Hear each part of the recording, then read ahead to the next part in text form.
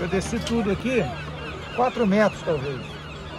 pH 8,46.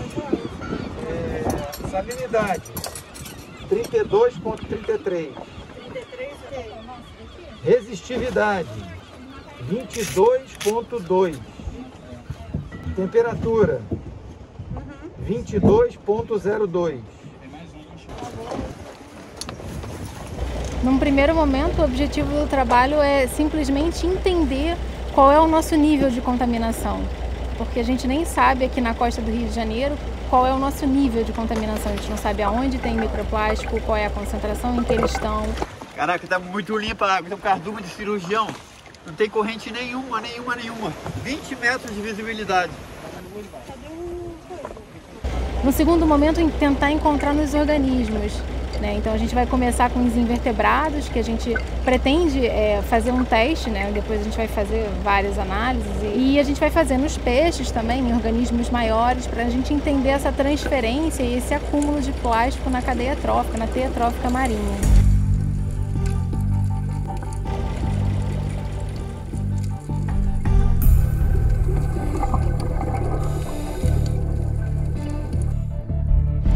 E a gente vai trabalhar principalmente com ouriço, a gente também vai trabalhar com mexilhão, que são organismos que já são conhecidos para outros poluentes como indicadores, bioindicadores.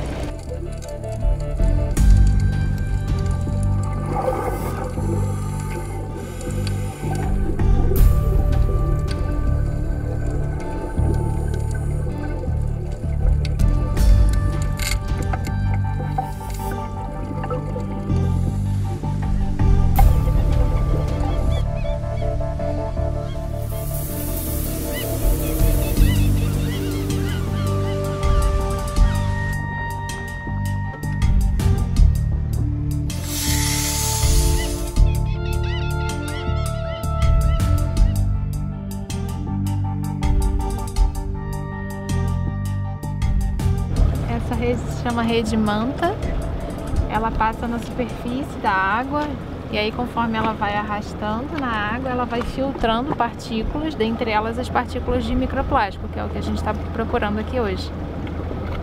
Essa foi a primeira amostra que a gente coletou aqui com a rede manta. Agora a gente vai levar essa amostra para o laboratório para processar e encontrar os fragmentos de microplástico. Então a gente está querendo entender o que a gente pode encontrar de plástico na água, na coluna da água, em várias praias do Rio de Janeiro, ao longo da costa do Rio de Janeiro, desde a parte mais externa da costa do Rio de Janeiro, como praias também do interior da Baía de Guanabara, incluindo algumas ilhas oceânicas também. Uma iniciativa pioneira. A gente está querendo ver quais organismos responderiam melhor a essas concentrações na água e no sedimento.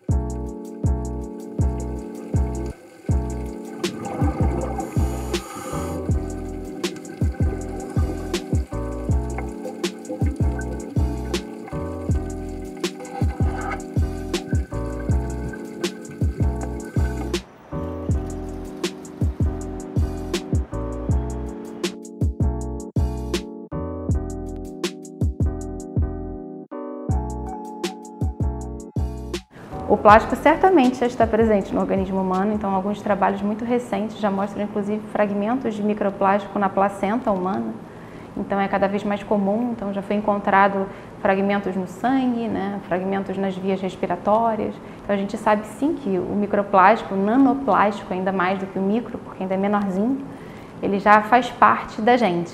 E o ouriço ele é bem interessante, porque a nossa hipótese é que ele consegue ingerir partículas muito grandes, mas não consegue eliminar essas partículas. E ele tem uma boca bastante ampla em relação ao tamanho do ânus, que às vezes é até difícil de enxergar. Aqui talvez dê para enxergar melhor, então é um pequeno poro, muito pequenininho. O mar ele representa não só o meu local de trabalho, mas também o meu local de paz, de sossego, de prazer, de relaxamento, e quero não só gerar dados e contribuir cientificamente com trabalhos relevantes nessa área, mas também poder ajudar, poder conscientizar, poder reduzir os impactos causados num ambiente que para mim é tão benéfico. Nós temos Ilhas Tijucas, que estão próximas àquela saída da Lagoa de Marapendi. E a gente já notou que tem uma influência aparentemente uma influência de plástico, de pessoas, né, embarcações menores, jet ski. E a gente já viu que é uma ilha super visitada. Super visitada. Nós temos Cagás, que são as nossas referências de pontos mais limpos. Quando a gente fala até na questão de onda, o arpoador tem uma influência diferente do posto 6. Eu acho que o posto 6 acaba sendo um pouco mais protegido. Mas ali realmente no posto 6 tem muito mais lixo do que no arpoador. Brasil, o maior produtor de plástico da América Latina, não tem uma política nacional de controle de produção de plástico de uso único, que está onde a gente não vê. Está na água que a gente bebe, está até na placenta humana, na nossa cerveja, no sal de cozinha. Esse a gente vê, estamos recolhendo agora, mas o motivo dessa expedição é para encontrar o que a gente não vê.